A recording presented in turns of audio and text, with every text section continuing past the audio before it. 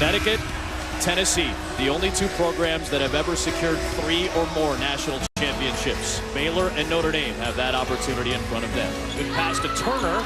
Shepard's there for the putback. Oh no, Lauren Cox went down. Now Baylor has to regroup. Looking for Mabry again. This game is suddenly tied. It's Jackson. On the drive for the lead. Got it to go! 2 free throws, the biggest ones of her life to tie it for Ogunbowale and the Irish. Oh, in and out. And that's it.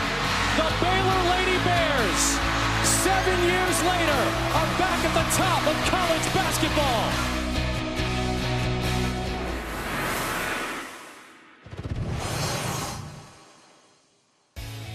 Weekend Encore is brought to you by McDonald's.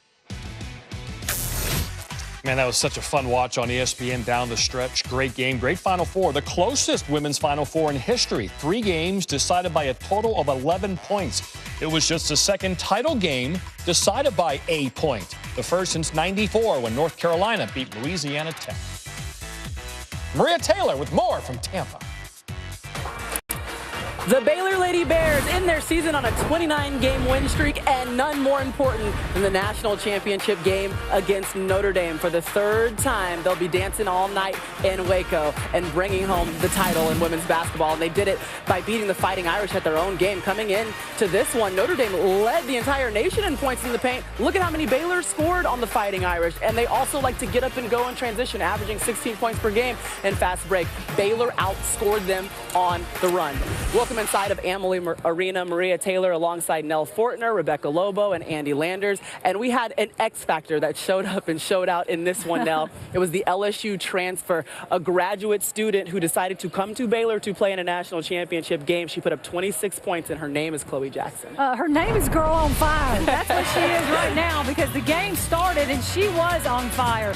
Instead of really pounding it inside early, Chloe Jackson really was aggressive offensively, whether it was off the bounce, off the catch, stealing and laying it up. Chloe played very well. Chloe Jackson was terrific from the perimeter and a perfect complement to the bigs inside. As you see, Chloe Jackson ended up being the game winner right there.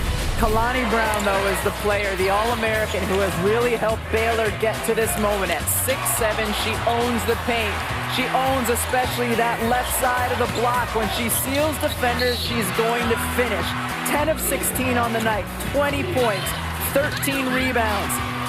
Big on both ends of the floor, Maria. And maybe most impressive about this game is they lost Lauren Cox. The entire offense flows through her, coach for Baylor. She went down with 1:22 left in the 3rd quarter. Yeah, you hear it said all the time, if you're going to win a national championship, it's best to have a little depth.